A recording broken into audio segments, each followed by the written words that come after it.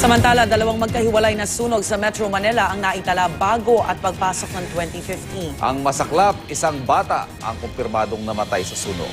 May report live si Bon Aquino. Bon. Yes, Rhea, Ivan, masamang balita nga para sa mga residente ng Barangay 735 dito sa Malate, Maynila. Makaraang masawi ang isang 7 taong gulang na bata na naiwan sa nasusunog nilang bahay kaninang madaling araw. Samantala, sumiklab din ang sunog sa isang commercial building sa Makati City ilang oras bago ang pagsalubong sa bagong taon.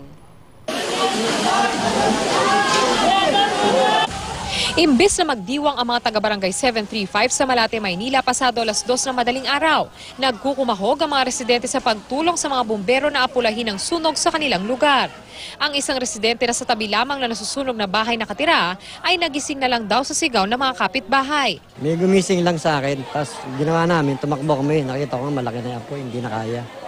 Ayon sa BFP, sa ikalawang palapag ng bahay ng pamilya Hizo, nagsimula ang sunog na tumupok sa 10 bahay. Ang pagpasok po dito sa area ang nahirapan kami kasi yung entrance ng mga eskinita natin ay maliliit tapos maraming mga party-party yung mga kababayan natin dahil po sa bagong taon po sa ngayon.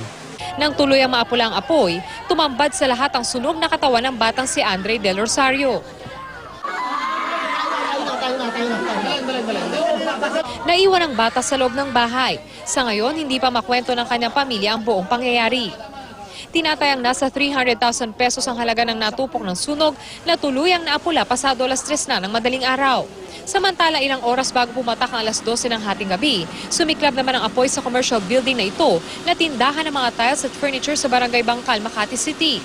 Napuno ng usok ang compound dahil sa apoy na nagsimula umano sa ikalawang palapag ng gusali. Initially po, ang base po sa nakalap nilang impormasyon, dun po sa gwardiya po na kanila pong na-interview, nagsimula po ito sa may area ng canteen kasi meron po itong canteen sa may bandang second floor. Wala naman nasaktan o nasawi sa sunog na ito at inaalam pa ang halaga ng pinsala. Rhea, Ivan, sa ngayon ay patuloy pa rin nga ang Bureau of Fire Protection sa pag-imbestiga doon sa naging sanhi nga noong magkasunod na sunog sa Maynila at Makati. Rhea, Ivan? Maraming salamat, Bon Aquino.